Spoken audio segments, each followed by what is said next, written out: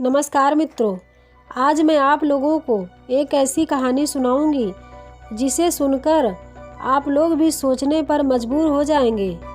एक व्यक्ति इतना अपमान सहने के बावजूद इतना दृढ़ निश्चय वाला महापुरुष कैसे हो सकता है और इसके अंदर इतना दिमाग कैसे हो सकता है। ये व्यक्ति कोई और नहीं, दलितों के मसीहा बाबा साहब भीमराव अम्बेडकर जी हैं। जब बाबा साहब डॉक्टर भीमराव अम्बेडकर जी पहली बार लंदन से बैरिस्टर बनकर भारत वापस लौटे और वकालत करने का निश्चय किया, क्योंकि बाबा साहब जानते थे वकालत करते हुए उन्हें जनता की सेवा का मौका मिल सकता है और साथ ही जीवन निर्वाह के साधन भी उपलब्ध हो सकते हैं।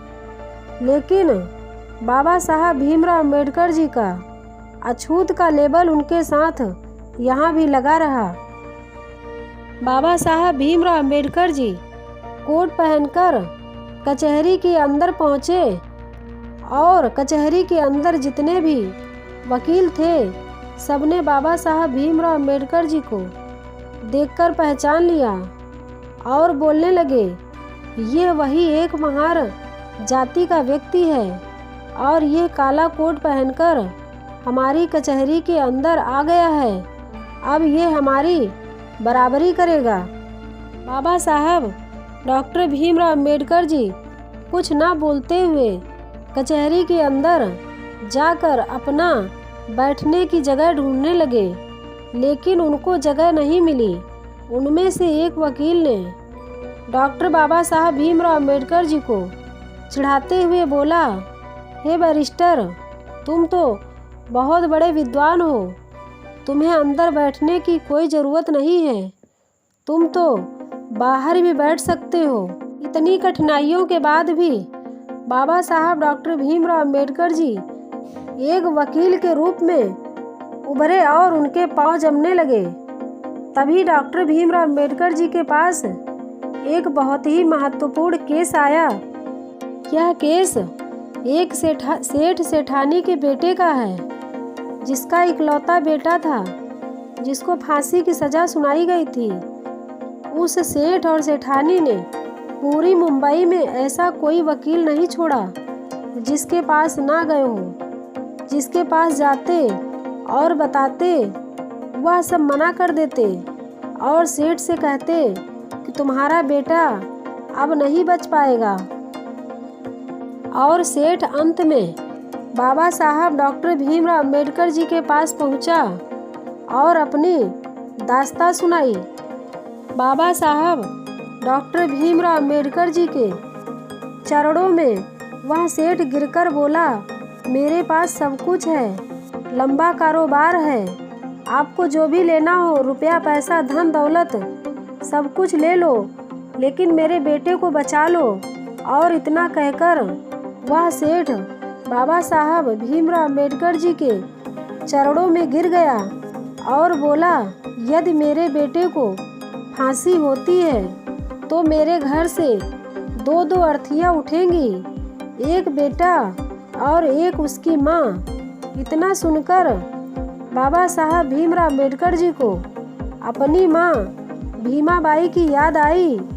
जब बाबा साहब भीमराव अम्बेडकर जी छोटे थे तब उनकी माँ कही थी, भीमा, अगर ज़रूरत पड़े किसी निर्दोष की जान बचाने की और अगर किसी अच्छे काम के लिए झूठ बोलने की ज़रूरत पड़े तो भीमा तू संकोच मत करना। यह सोचकर बाबा साहब भीमराव अम्बेडकर जी उस सेठ को उठाते हुए बोला, मैं केस लड़ूंगा। जैसे ही बाबा साहब भीमराव अम्बेडकर जी ने यह बोला तो उससे सेठ को बहुत खुशी हुई और बोला कि मुझे विश्वास है कि अब मेरा बेटा बच जाएगा। इधर फांसी के मात्र 10 दिन ही बचे थे। एक दिन वह समय आ ही गया जब बाबा साहब भीमराव अम्बेडकर जी सेठ के बच्चे का केस लेते हैं और लेकर जैसे वह कचहरी में घुसते हैं तो वहाँ के वकील फिर से दलितों के मसीहा बाबा साहब भीमराव अम्बेडकर जी को चिढ़ाते हुए बोलते हैं, अरे सेठ, अब ये कचहरी के बाहर बैठने वाला भीमराव अम्बेडकर तुम्हारा केस लड़ेगा। बाबा साहब भीमराव अम्बेडकर जी कुछ न बोलते हुए कचहरी के अंदर गए और दोनों पक्षों के वकील आए और बात बोली गई। तब जज साहब बोले, अम्बेडकर, तुम कुछ बोलना चाहोगे? बाबा साहब भीमराव अम्बेडकर जी बोले, नहीं जज साहब, आप अपना फैसला सुनाइए, मैं कुछ नहीं बोलूँगा।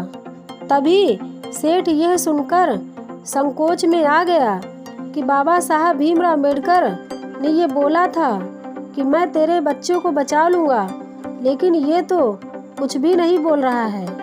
और सेठ मन ही मन ये सोच रहा था कि भीमराव अम्बेडकर, ये तुमने अच्छा नहीं किया है।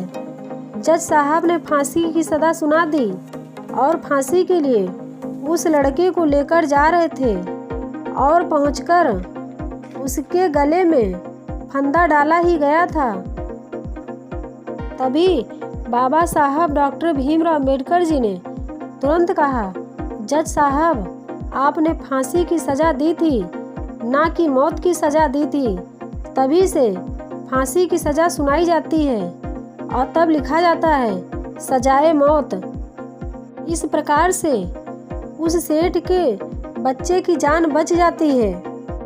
इस विजय से एक बैरिस्टर के रूप में उनकी ख्याति दूर दूर तक फैल गई और मुंबई हाई कोर्ट में उनका नाम चमकने लगा।